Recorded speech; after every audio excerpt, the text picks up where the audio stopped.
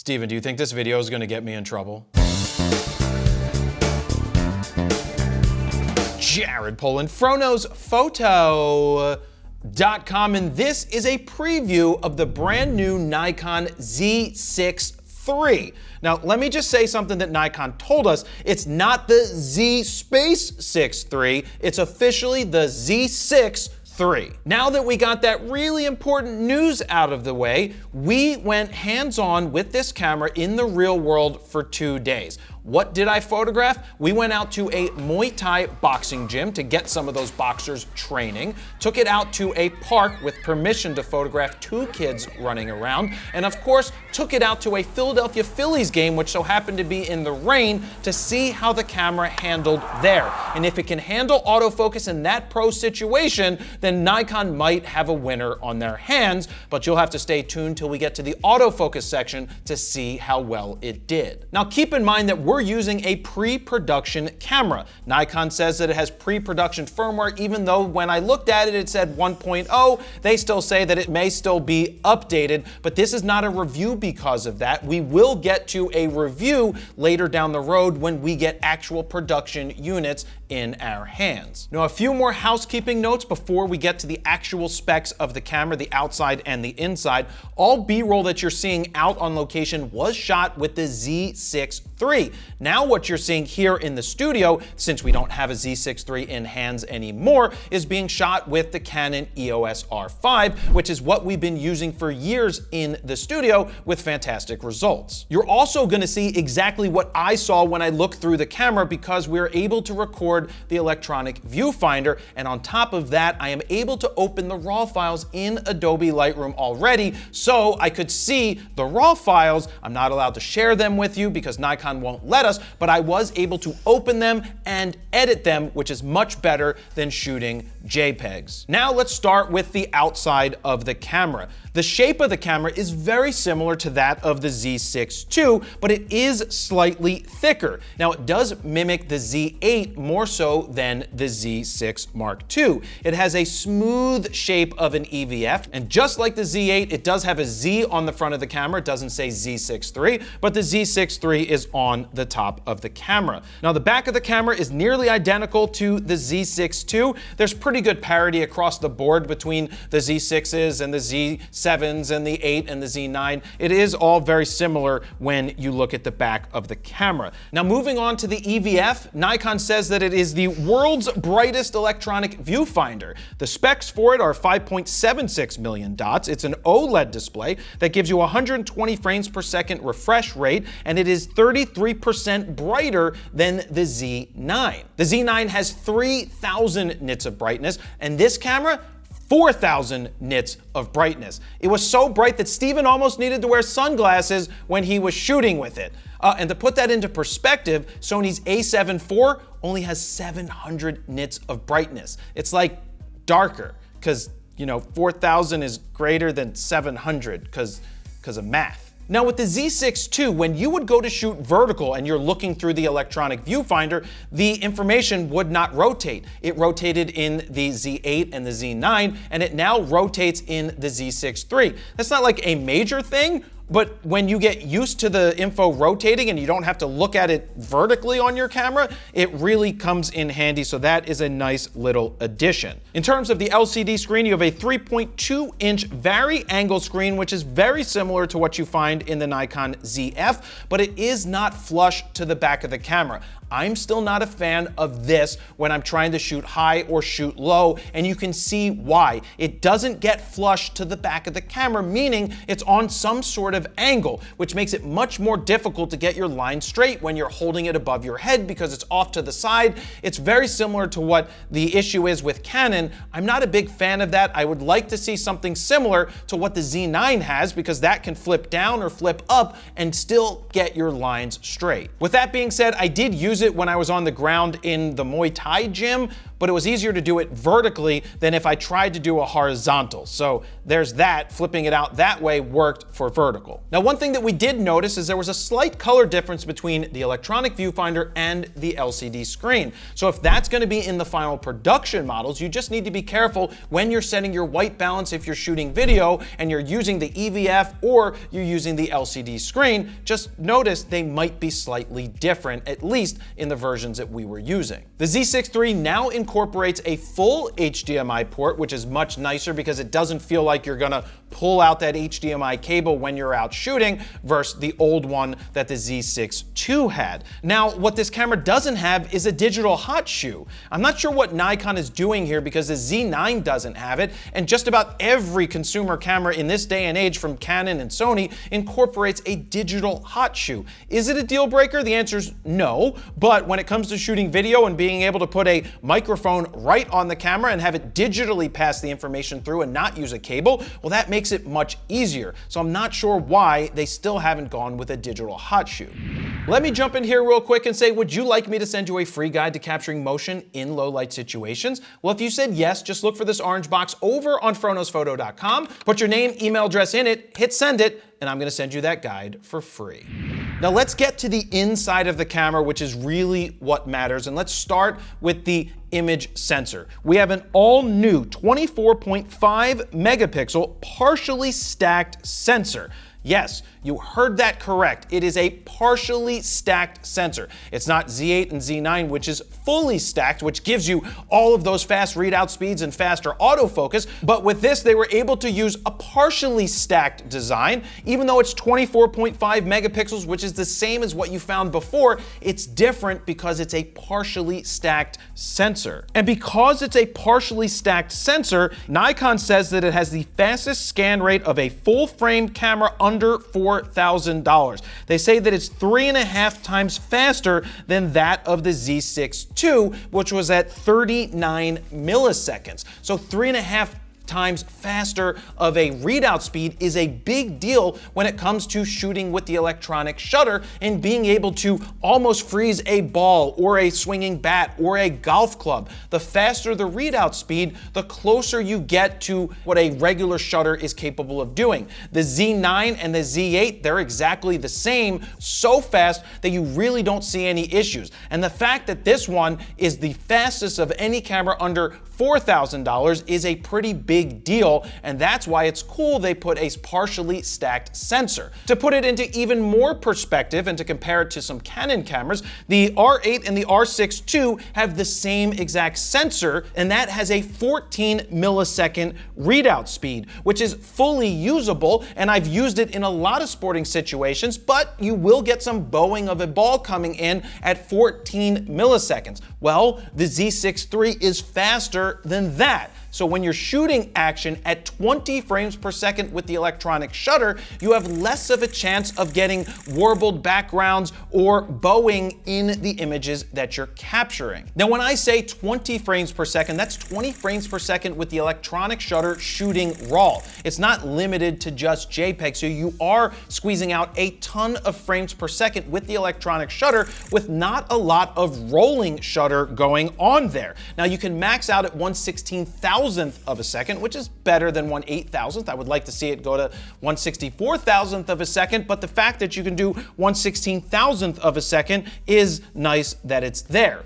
You also have high frequency flicker reduction as an option inside of this camera, which you didn't have that in the Z6 II. You have it in the Z8 and Z9. Now that would have come in handy in this situation where the Phillies put a big board all the way throughout the outfield, which does wreak havoc on electronic shutters. Now, I didn't dial in the flicker control there. If I was to do that, then we would have been able to get rid of that flicker altogether. Now, in terms of the mechanical shutter, you can get 14 frames per second. So that's not bad at all. You can get 14 with mechanical, which means you're gonna get no bowing or rolling shutter. You got this picture of Kyle Schwarber swinging. The bat's not bowing and the ball isn't bowing or warping at all, but that is with a mechanical shutter. Now, there's no sensor shield in this camera. I like sensor shield. It's in the Z8 and the Z9, but it is not in this camera. But you do have an Expeed 7 processor, just like the Z8 and Z9. Now, guess what that means? 20% faster autofocus than the Z6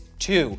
In my experience using this camera, the Z6 III is closer to the Z8 and Z9 by far than it is to the Z6 II or the Z6. This blows the Z6 II so far out of the water in terms of autofocus that it's actually usable, because it's closer to the Z8 and Z9, which are fantastic when it comes to autofocus, not the best on the market, but extremely competent and very good in most situations. So remember all of those years where people yelled at me saying that firmware updates will fix any autofocus issue that the Z6 and Z7 had? And I said, that's not how it works. Here's proof of that. You needed to change the hardware in order to get the better autofocus, and Nikon has done that, and they have much better autofocus. Now, with that being said, you still do run into the autofocus issues that I find with the Z8 and Z9, where I'm locked on with IAF and face tracking, and I'm trying to capture a subject that's boxing at me. The focus should stay locked on the eye or the face and not be distracted by balls or things flying in front of their face. It shouldn't be distracted. This camera still gets distracted like the Z8 and Z9. Is that a deal breaker? The answer is no. Do I wish that it worked like Canon's R6 Mark II and R8? The answer is yeah, because those stay sticky on the face or the eye, even if distractions do fly out of the way or fly in the way. The other thing that I noticed is it's still a little bit of a fight deciding on what mode you should use. Should you be in dynamic area AF? Should you be in 3D tracking? It's still a fight because none of them are perfect for every situation, where when you use a Canon and you use a Sony, you just set it to that one setting and it just works. I know this for a fact because I use all of these cameras, and anybody that has picked up a Canon or a Sony does notice the same difference. So you do have to fight it when you are deciding on what mode works. I also noticed shooting with the 85 1.2 and 135 1.8, trying to shoot fast action, it had a harder time keeping up with it and getting sharp images time and time again. But with that being said, the 70 to 200 2.8 Nikon, fast as could be, didn't miss anything. That kept up with anything that I threw at it. Now, in terms of subject detection modes, you do have the same 9 that you find in the Z8 and the Z9. But it's enough of me talking about it. Let's run you a little montage here showing you the autofocus in action.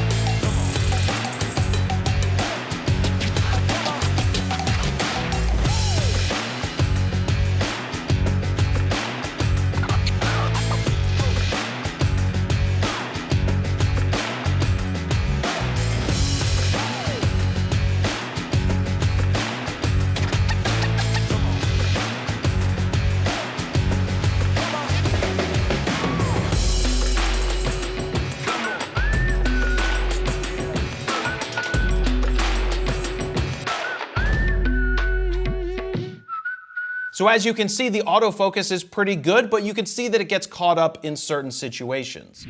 Let me cut in here real quick because I want to show you this photo taken with the Nikon Z6 III and edited with FroPack 4, starting with Blue's Clues, followed by Brooklyn, C41, Copper Tone, High C, Kaleidoscope, Saltwater Taffy, Thick, Tintype, and Wet Hot American Summer. But my all-time favorite from FroPack 1 with one click is Skittles, and we go boom. But check this out, all new and exclusive to FroPack 4 is X1, X2, X3, and X4. These are custom adaptive Lightroom presets that are going to enhance your photos quickly and easily. So look, if you want to speed up your raw workflow, give yourself a great starting point, or you're just tired of other people's presets sucking, ours don't suck. We created 14 all-new custom Lightroom presets that you can check out right now at froknowsphoto.com/FroPack4. While you're over there, you can play with the sliders to see the befores and the afters, and if you decide to pick them up right now, they are currently on sale. Or if you want to get the Grand Slam bundle that includes FroPack 1, 2, 3, and 4, and of course Skittles,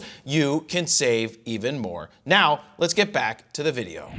In terms of ISO, you can go from 100 to 64,000 natively. I shot in the Muay Thai gym at 4,000 ISO for most of it to give me a faster shutter speed, and those files look really nice. The files off of the Nikon sensor are fantastic. Love the colors, love the tones. They seem very realistic when you compare them to, say, the Canon or the Sonys. They just seem to be slightly easier to get more natural looking colors. I've always been happy with the results that I've gotten from Nikon cameras in terms of image quality, and this is no exception to that rule. You do have dual card slots, one CF Express B, one UHS-2 SD card slot. You do have pre-release shooting, but in JPEG only. Not sure why they can't activate that for RAW. That's still a pain in the butt, but you can do 1 second of pre-buffering for you JPEG shooters. You do have your C30 and your C60 for shooting 30 and 60 frames per second. Remember, that's JPEG only full frame. And you do have C120, which is a cropped mode, gives you 11 megapixels,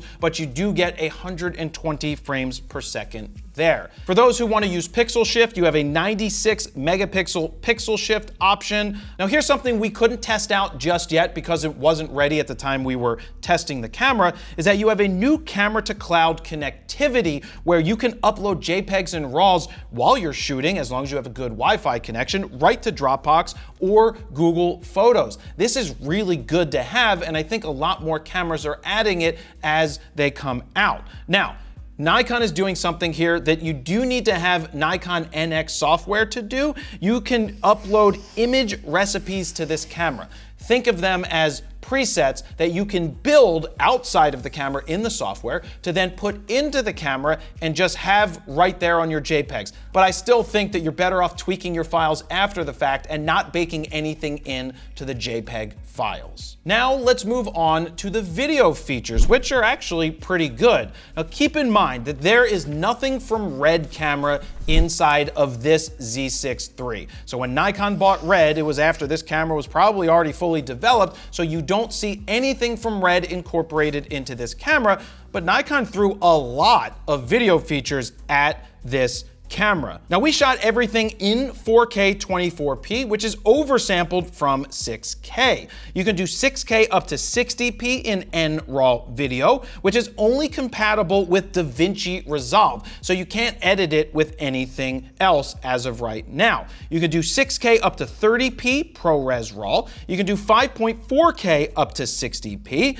In the 4K modes that are all oversampled, you can do up to 60p. You've got 4K 120. Keep in mind that has a DX crop, and you now have a 1080 at 240 frames per second, which is a 10x slow motion, and looks a little bit like this clip right here. Now, unlike the Z6 II, you can shoot N-Log internal. Now, this is still kind of weird that they throw so many video features at this, and I don't consider this to be like the video-centric camera, but it is pretty video-centric with the features that they added. There's 5-axis VR IBIS with up to 8 stops. Now, in terms of overheating, we had no issues with overheating, and we didn't see any warnings pop up on the screen for the 2 days that we were shooting with this camera. Now, something that Nikon still doesn't do is allow you to do video redundancy, so recording the same clips to both cards. They still don't let you do that.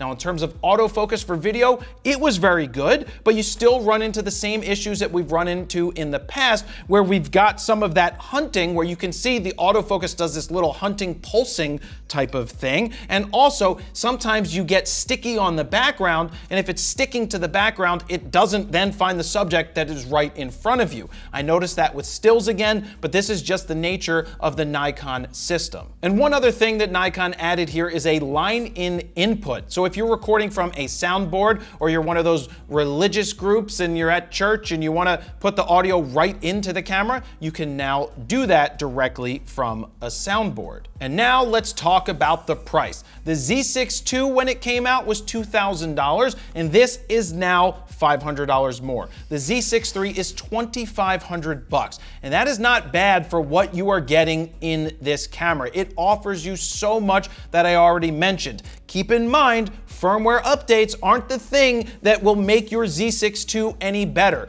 If you want to get that really good autofocus that's very similar to the Z8 and Z9, you're going to need to upgrade your Z6 II to get the Z6 III, because firmware will not fix that ever. Remember that. Never. Let me jump in here real quick and let you know that this video is brought to you by Squarespace. If you're looking to build your very own online portfolio, use what I've been using for my personal website at jaredpolin.com for well over 10 years, because it's simple, easy, affordable, and I don't need to know any coding. I guarantee you can have a website up in 30 minutes or less and out into the world. To get your 14-day free trial, head on over to squarespace.com/FronosPhoto. If you decide that it's for you, use the code FronosPhoto at checkout to get 10% off your first order. Now, let's get back to the video. So, if you have a Z6 II or an original Z6 and you don't need 45 megapixels from a Z8 or Z9 and you don't want to drop that money, $2,500 to stay in the system for a very competent camera. Autofocus, much better than the Z6 II. Image quality, fantastic. Great video features. If you're looking to shoot weddings, this camera is going to do it for stills. It's going to do it for video. I could see this as a quasi-professional camera for someone who doesn't want to dump $4,000 or more for a Z8 and a Z9. This camera does a great job. Now, if you're trying to decide between a Canon or a Sony that's in the same price range, we're going to do a comparison video in the future to talk about those. But this falls very nicely. I think that the Z6 III is a better option than Sony's A7 IV, which has a really slow readout speed, which gives you a lot of warping, is basically useless when you're shooting with the electronic shutter at only 6 frames a second raw. You're gonna get massive warping with that camera. I think the autofocus is also better on this camera. The R8 and the R6 Mark II, I still love the Canon system and I love the autofocus. I like those cameras a lot, but this Z6 III is much closer to those than anything that Nikon has produced in that price range before. Now, right before I sign off, don't forget, we're gonna run a slideshow at the very end of this video so you can see the images that I captured. And in the not too distant future, we're gonna roll out a few more videos about the Z6 III, like an autofocus review, so you're gonna be able to see the autofocus working longer than we showed you here, as well as some raw file reviews in Adobe Lightroom. Thank you guys very much for watching. Jared Polin, FronosPhoto.com. See ya.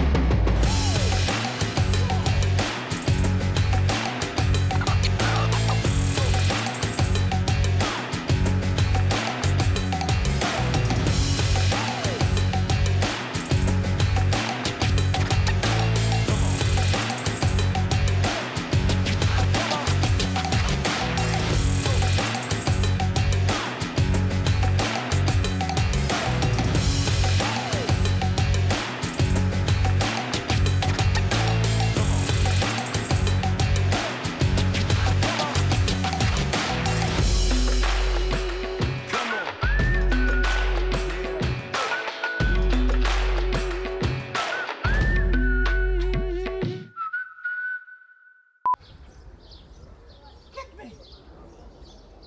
No, don't throw it.